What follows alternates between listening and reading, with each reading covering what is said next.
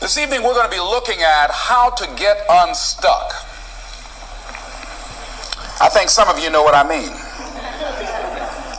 Sometimes we have to ask ourselves, what's using my life? Heard a guy give a lecture one time that says, we are today what we were when. And he was talking about the fact that we, to a great extent, behave, think, react because of some previous experience that we've had. One of the things that we know about life is that it is always changing. Sometimes you're up, sometimes you're down. Sometimes things go real well, and sometimes they don't. Sometimes you're happy, and sometimes you're sad. Now that's that thing called life. And when we begin to understand and know that, accepting that reality that we will never ever have things just on an even keel all the time, that you're going to have some ups and you're going to have some downs, but during those down moments, that's where the growth takes place. That's where the work is. See, anybody can feel good when they have their health, their bills are paid, they have happy relationships, the children are acting normal, business is successful. Anybody could be positive then. Anybody can have a larger vision then. Anybody can have faith under those kinds of circumstances. Am I correct? Yes. See, but the real challenge of growth, mentally, emotionally, and spiritually, comes when you get knocked down. Somebody said that adversity introduces a man to himself or a woman. How you handle it, that's where the growth takes place. When I was facing some challenges, I had a guy say something to me, and I suggest this is one of the first things that you want to do when you're facing a challenge. You want to get unstuck. Evaluate where you are. Look at it. Assess yourself. Assess yourself and assess the situation. What brought you there? What role did you play?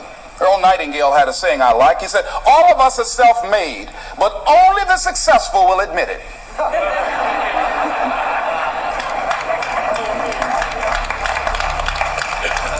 What has brought you to this point? What did you learn from it? Are you learning anything, or are you doing it over and over and over again? Somebody said that insanity is doing the same thing in the same way, expecting a different outcome. Are you going through it, or are you growing through it? Are you bigger and better because of it?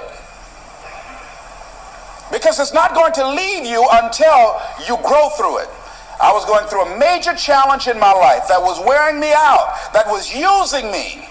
And one of my students told me in a class that I was teaching, Lessons in Truth, she said, Les, until you handle it with grace, it will stay in your face. And it stayed there a long time. The challenges of life. How do we get stuck? A friend of mine went through a divorce. My best friend. He had a wife that did not love him as much as he loved her. It was his first real true love. He was a very religious man. Did not believe in divorce. He made a mistake. And he paid for his mistake with a lot of pain, a lot of tears. And there came to a point where he knew he should have gotten a divorce. But he was stuck. He was stuck in something called revenge. He said, she's made me so miserable, I'm going to pay her back. He was stuck. And he stayed in there longer than he should have because it began to attack him. It began to affect him psychologically. And as a result of that, when he eventually did get a divorce, he took that same attitude to other relationships, looking for something to go wrong. He was burned so badly, he did not want to risk pain again. He was going in relationships trying to avoid pain. When it became too close, he would do something to make sure the relationship did not work. He would always try and find something wrong with the person, because there are no perfect people. So if you look for it, you can find it. He was stuck in revenge. Another friend of mine working on a job, loved the company very much, expected to retire there. And one day they called him in the office, asked him for his badge and identification, called the security man up, walked into his desk, told him he was fired and he had to leave then. He was devastated. And if you came anywhere near him, he will tell you his story, as we all have stories. Even when he got a job, he went on the job telling anybody who would listen how they fired him unjustly. And he always ended with, "It wasn't fair." Life isn't fair. Life just is. It's not fair that birds eat worms, and they do. So we can't even deal with what's fair. But he's stuck in the fact that it's not fair. I don't deserve that. They were wrong. I used to be a state legislator in Columbus, Ohio. During the break, we used to go out on the front lawn of the Ohio legislature, at the Capitol there, and observe people as they came by. There was one particular person that all of us knew. The children, adults, everybody used to pick at him when he came by. We called him Chicken Man. He had a feather in his hat. He had a toy chicken on top of his car that he would drive around the area in downtown, blinking his lights and occasionally blowing his horn. When he got out of his car, he would walk downtown with a baby carriage with two little baby dolls in there and a picture of a woman. And when you say something to him or came near him, you would hear him making the sounds of a chicken. All of us used to laugh at Chicken Man. We didn't know Chicken Man's story. Chicken Man woke up one morning around 3 a.m. and his house was on fire. He panicked and he got out of the window and left quickly, only to get outside to hear his children and his wife screaming for help. He ran back to the door to go in to save them, and the flames were too hot, too awesome. He tried to get in, he couldn't get in. He was desperate, frantic. Pretty soon the cries stopped. They perished in the fire. His brother-in-law came, found out that his sister had died and his nieces in the fire, grabbed Chicken Man and started beating him. "You chicken, why did you save my sister? You're a chicken, you're a chicken." When the people pulled him off Chicken Man, they picked him up and said, "Are you all right?" And Chicken Man looked at him and he started making the sounds of a chicken. He never ever overcame that tragedy. He was stuck from that experience. None of us knew why Chicken Man went around with this picture and these little dolls. I remember when I was stuck in anger for a long time, when I made a commitment to my adopted mother that I was going to purchase her a home. I'll never forget the experience of working real hard to get the money for the down payment. Someone had told me of a beautiful home in an exclusive area of Miami. I went to see it, took my mother there, and she said, "Yes, I want it." It was on the water. We went to the closing. My attorney said, "Les, have you had a title search?" I said, "What's a title search?" "Well, we just take a couple of days to check it out and make sure there are no liens against the property that you might have to pay if you buy this home." The guy who was there selling me the house, he said, "Listen," he said, "the only reason that I'm selling you this house and selling it at a loss is because I admire the fact that you want to purchase this house for your mother. I have another guy who will give me substantially more money, but I like you. And I've got to get back to Philadelphia. Now, if we cannot consummate this deal now, then the deal is off." I said, "There are no liens against the property?" He says, "No, of course not." I looked at my attorney. I said, "I believe him. I'll sign." She said, "Mr. Brown, I'm not questioning his honesty." She said, "But business is business." I signed that contract. And we had a big celebration. Everybody in the neighborhood was talking about Leslie coming home, one of the twins that Mamie adopted, to buy her a home. Child, isn't that nice? God is going to bless him. A few weeks later, I received a letter, a registered letter, indicating that the house was going up for sheriff's sale on the courthouse steps.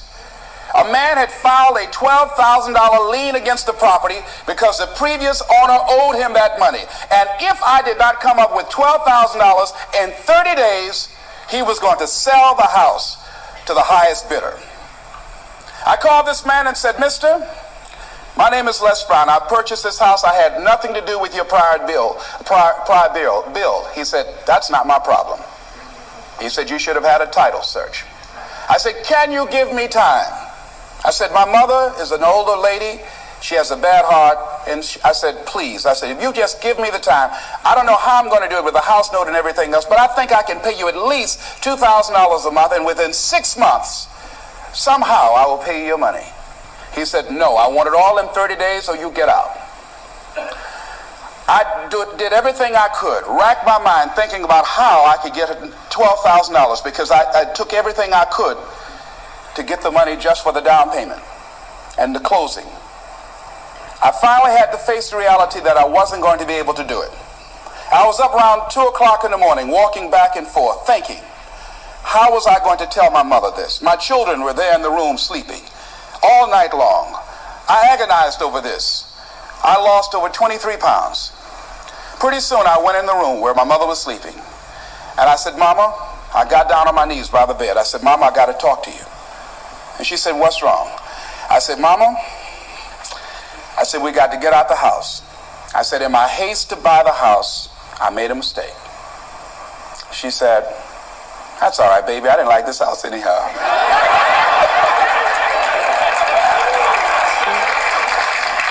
I said, "Mama, you told me you loved it. I brought our friends out here to see it." She said, "You know I have arthritis in my knees, and I don't like going up the steps, but I knew it made you happy. You loved it so much."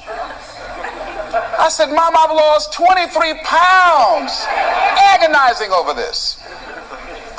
Well, we had to pack up and go back to the old house down the street from Northwestern High School in Liberty City.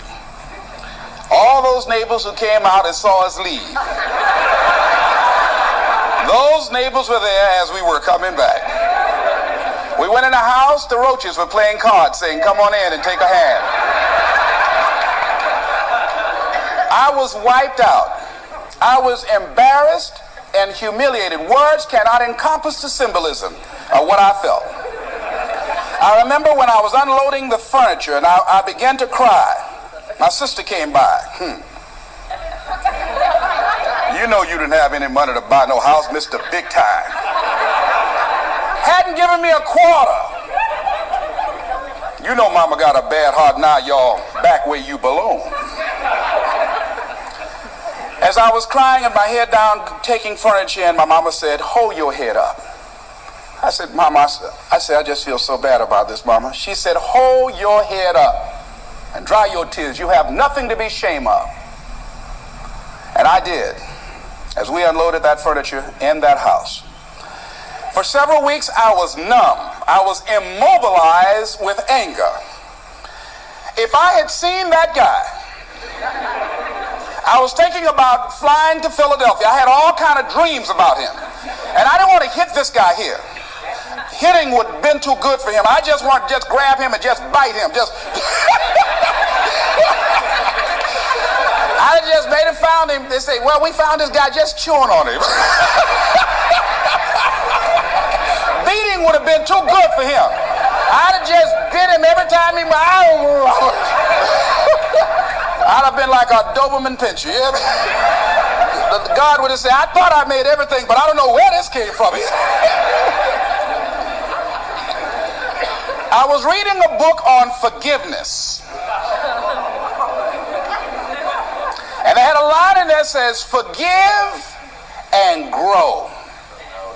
I had to let that luggage go. You see, your mind is you know, when you go into a service station to get gas, you don't go in there and just start pumping. When you push the lever up, it clears the previous bill. By the same token, if you want to begin to move, you've got to clear your mind of all the unnecessary luggage and baggage that's weighing us down. I couldn't move. I couldn't think about what am I going to do to get out of this situation, because I was so concerned about what happened and what he did to me and how bad it was. I was so stuck in that I couldn't even focus on what I should have done.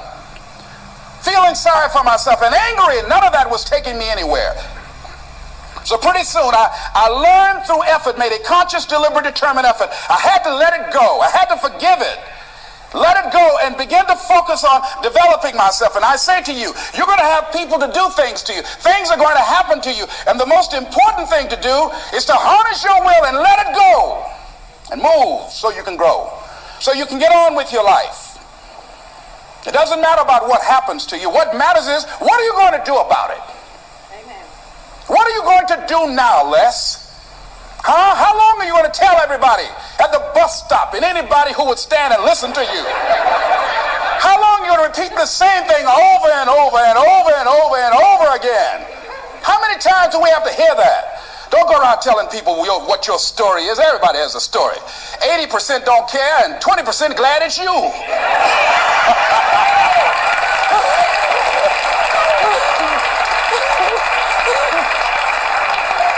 They say, I'm glad that didn't happen to me. Sometimes you think you got some problem. You hear somebody else's problem, and if their problem is real bad, it makes you feel good. Am I right? All right. So I had to let that go. All of us got stories to tell. Chicken Man allowed his tragedy to destroy his life. All of us have experienced some tragedy, and if we haven't, we will. And you can either let it destroy your life, or you can build upon it. You can permit it to let it hold you down, or you can decide, I'm not going to let that happen to me. I'm bigger than this. Make a declaration to yourself. Declare all-out war that you're going to get out of this rut. I don't care how good you are. I don't care how talented you are. I don't care how much you work on yourself. There are some times when things aren't going to go right. They just are not going to go right. There are times when anything that can happen will happen. Murphy's Law will be knocking at your door. Why? I don't know why. That's called life. And you have to deal with it. Sometimes your life will be in a slump, just like sports. Some of the best shooters can't hit baskets different times in games. They get in a slump. Do they sit on the sideline and say, I just didn't hit a basket today? No. They continue to execute. I suggest to you that if you are facing a challenge, don't stop. Stay busy. Work your plan. Continue to do those things that you know that work for you after you have evaluated yourself in the situation. Continue to move. Stay busy, stay busy, stay busy.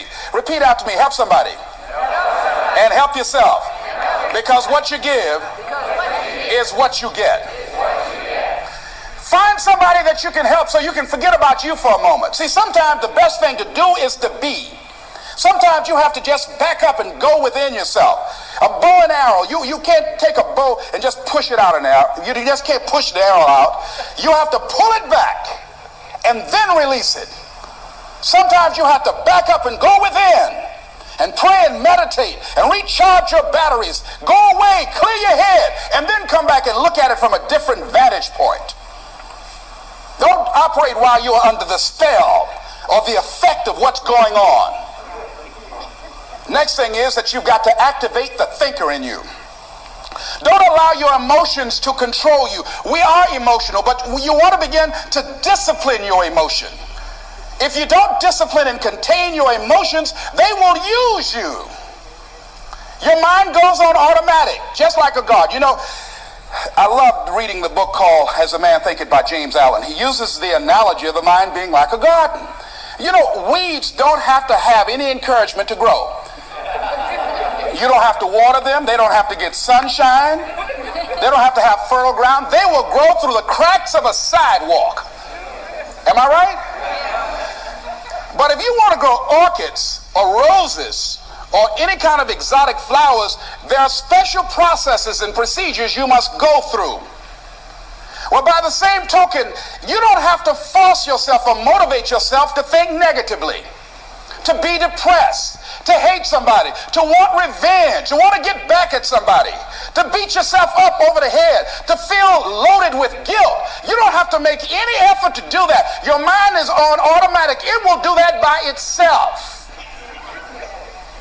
But if you want to begin to move into your own personal greatness, If you want to begin to really enjoy a happy, successful, healthy life, you've got to be willing to go against the tide. You've got to be willing to harness your will and say, in spite of this, I'm in control here.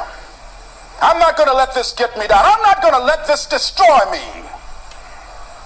I'm coming back, and I'll be stronger and better because of it. You have got to make a declaration that this is what you stand for. You're standing up for your dreams. You're standing up for peace of mind. You're standing up for health. You want it, and you're going to go all out to have it. It's not going to be easy. When you want to change, it's not easy. If it were in fact easy, everybody would do it. But if you're serious, you'll go all out. So yes, I'm going to turn this situation around. I'm not going to sit back and moan and cry over what happened and what went wrong and who did what. I'm going to do something about this situation. The next thing that is important is that expect things to get better for you, because they are. See, life is cyclic. You're not, whatever experience you're having right now, it has not come to stay. It has come to pass. Not to stay, just to pass. It's just going through. The biggest challenge is to know what's happening. This is a part of this thing we call life. This too shall pass. And maintaining perspective, putting it in perspective. I was doing a training at a college, and it was a 2-day training during orientation. And in the training that I provide, I'm a motivational speaker, but I conduct processes in personal dynamics, where people begin to go through changes that stimulate the right and left hemisphere of the brain, enable them to see themselves differently. I conducted this particular simulation with these young kids, 17 and 18 years of age, so that they would begin to see how they make decisions or how they would survive in this particular simulation process we gave them. We had them to do it individually and then collectively. Over 30% of them wrote down as their first option, in order to survive, they would commit suicide. First thing they wrote down. Suicide among young people has increased 300%. Over 5,000 will successfully take their lives this year. Why? Why did they do that?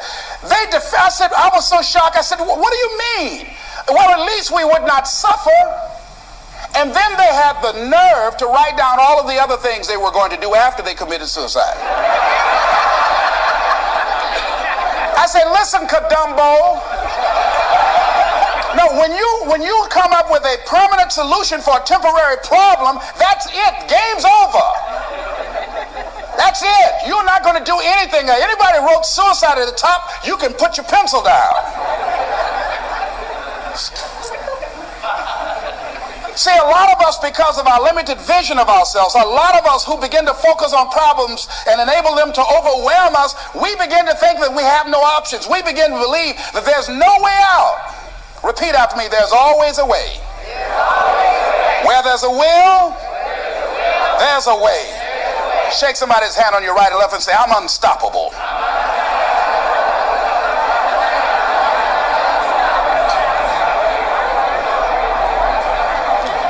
You've got to make those kind of declarations to yourself. I'm unstoppable. This will not get me down. And if I get knocked down, I'm going to be like Leo Pascal. You said you're going to have some low moments in life, but when you do, you will have high lows. When you work on yourself. What are some of those things that you can do during this period of time? Go for walks. Do some things for you. Just go for a stroll so you can engage in some reflective thinking on life, on yourself, looking and enjoying the universe, smelling the roses along the way. Listen to upbeat music, music that inspires you. I have oldie but goodies. I have strategies that I engage in to recharge my batteries. I'm preparing for that because I know things are going to happen that I cannot anticipate. A very good friend of mine died the other day. I had a program for myself. I have books that I read that inspire me, tapes that I listen to that fire me up. Because you're going to have sometimes low moments when you won't want to get out of bed. You just want to stay there. At times you won't want to come out the house. At times you'll be feeling bad and don't know why. What's wrong? I don't know. Just leave me alone. Why did that happen? I don't know. It's called life.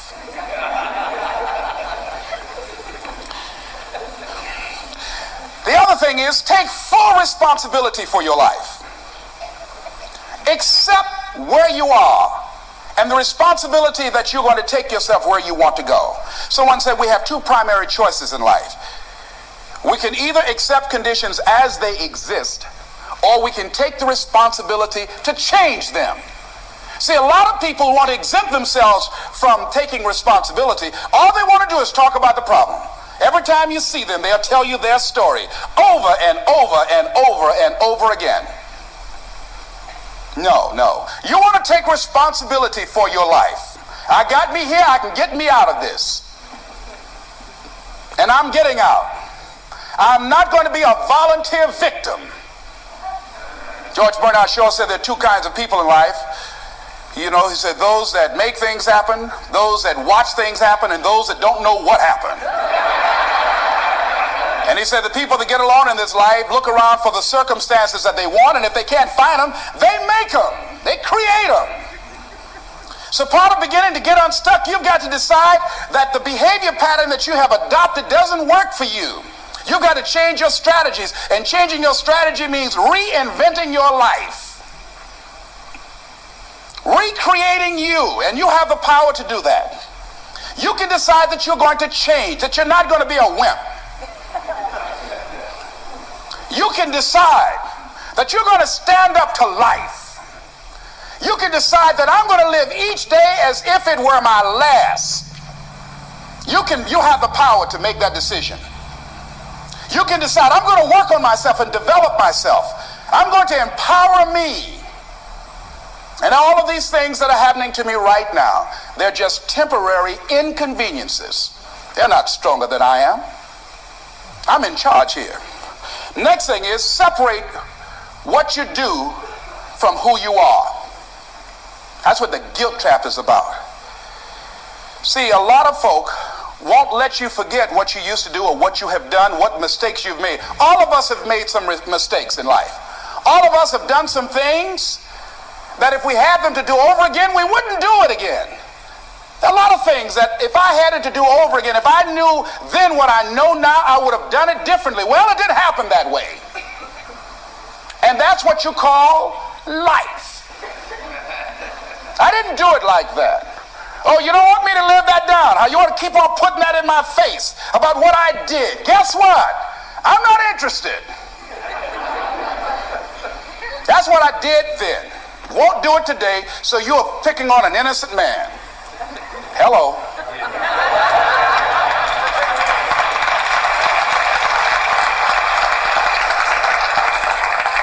So as you're in the process of reinventing your life, write a description of the kind of person that you want to be. What are the things that you must overcome? What qualities about your personality you know that you're going to have to change because those particular characteristics are liabilities to you? What are your assets? What are your strong points? Look at and evaluating yourself to make that determination. Other thing is that in order to get out of a rut, we need some coaching. Find some trusted critics. People that you know care about you and love you. So there's some things that keeps us from growing and getting out of ruts. Number one, we identify with feedback. We take it personal when someone wants to give us some feedback on where we are falling short and tell us about our blind spots. We want to have everything being positive about us. We're not perfect. It hurts. I have a friend who's a trusted critic. I don't like him, but I love him. He doesn't tell me the things I want to hear. He tells me what I need to hear so I can grow. It hurts. It hurts when he put me on the hot seat. I can't stand it. But that's the only way that I can grow. And I'm glad that he loves me enough to risk our friendship to tell me what I need to hear, not what I want to hear. Get a support group, somebody that you can talk to. People who perhaps might have a similar problem. Support groups are very powerful, that you can share some of the challenges that you're going through. And it might be a situation where one person can give you an idea of how they handle that situation and create an opening for you. Begin to stimulate some possibilities in your mind on how you can resolve the problem. We can't grow by ourselves. As I mentioned before, we grow from people and projects. The other thing is about life, when things happen to you, when you permit things to use you, you can't change the past, but you can interpret. You can reinterpret how you see it. For years, I was going around with a heavy load on my shoulders, feeling bad because I was adopted, doing interviews for adoption agencies and foster homes. And I was on television once, and I told these people in this particular interview that I was given away, my twin brother and I, when we were 6 weeks of age. A friend of mine, fortunately, was listening to the program. And she said, Les, I'd like to have lunch with you. And so I went over to see her. She said, when a woman carries a baby for 9 months, feeling that life movement in her, it's automatic and natural for her to learn to love that baby, to expect it to come here when she bears the pain to bring it into the world. Your mother, Mamie Brown, when she came in to adopt you guys, she didn't go through that process. She looked at whoever your biological mother was and said, I'll take her. You weren't given away less. You were chosen with love.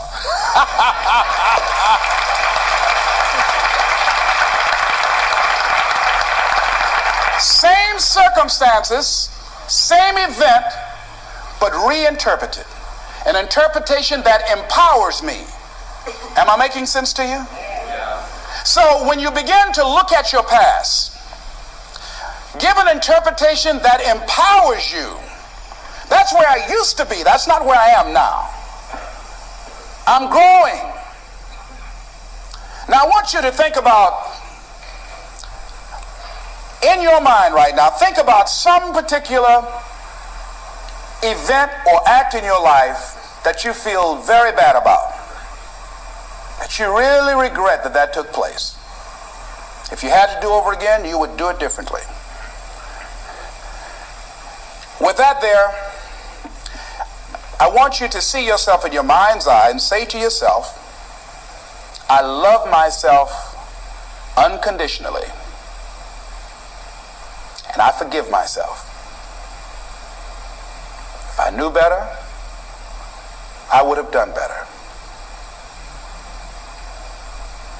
I want you to think about somebody that caused you some pain, caused you some disappointment, somebody that you don't like. Let me tell you something about the mind, how it uses you. Tell you something super stupid that I used to do. Do you know for years I hated my mother and my father, whoever they were, because they gave me away, as I thought at that point in time? And guess what? I didn't have any faces for the hatred because I never saw either one of them. And I said, I hate them for that. And then once I forgave them and said, it's okay, had they not given me away, I would have never been blessed to have the mother that I have, who to me is the greatest mother in the world. So the universe unfolds as it should.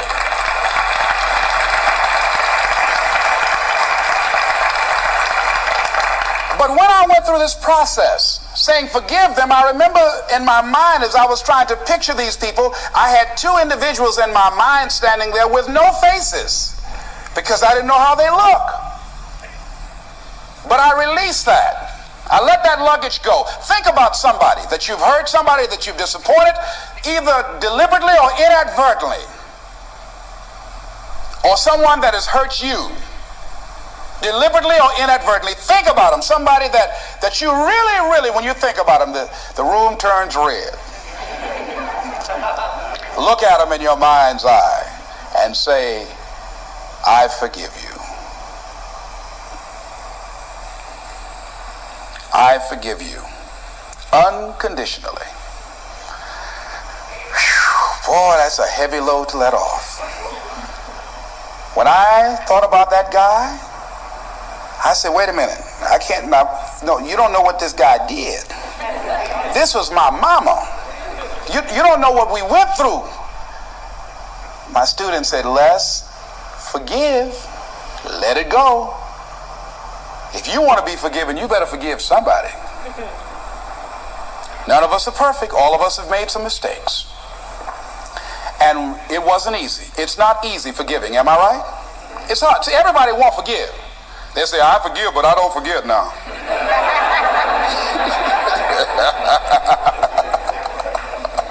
Let it go so you can grow. Let's get a little demonstration here. Throw it up on this side here, right? Demonstrate it like this. Let's go. I throw away negative thoughts. Revenge. Guilt. Anything that's been holding me back. Now with that right hand, let's bring something in. I bring in love. Peace of mind. Good relationships. Whole lot of money.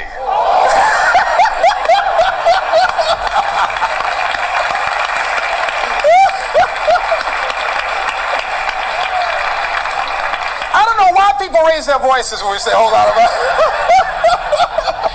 I mean, they get serious too, you know what I mean? And usually people don't use one hand, they use two hands. They try to borrow somebody else's hand, you know?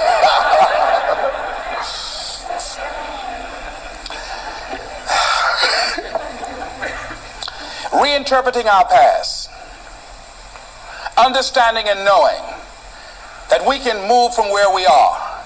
That we can begin to design the kind of life that empowers us, that gives us happiness, that enable us to be on top of who we are.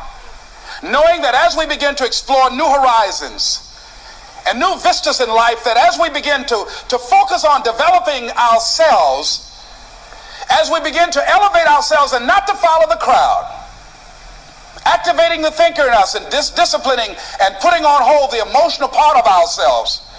It's not easy, but through practice and practice and practice, practice makes what? Absolutely not. Dismantle that belief system. Practice makes improvement.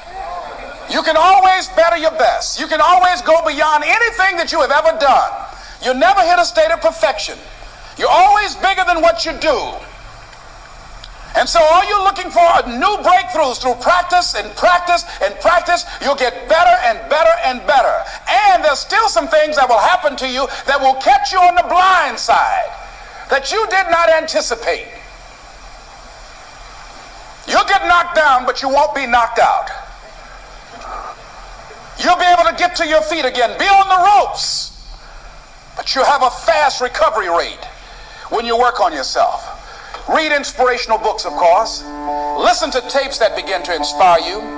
And stay around people who will empower you.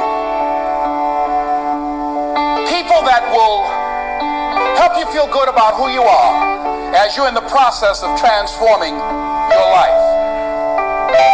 Life is so beautiful. Today someone gave me something on life called What is Life? I'd like to share it with you. In summary, getting unstuck means that you are going to start living life on your terms rather than just gliding through every day on automatic. That you are aware, that you're stimulated and you're excited about your unfolding future. That you have a special power within. That you know that things are going to get better for you. You know that you can handle this, and sometimes you have to cry. Sometimes life will take you to your knees. But the pain opens spaces in the heart for joy. Somebody said about life, I love this, says, life is like an onion. You have to peel it one layer at a time. And sometimes you cry.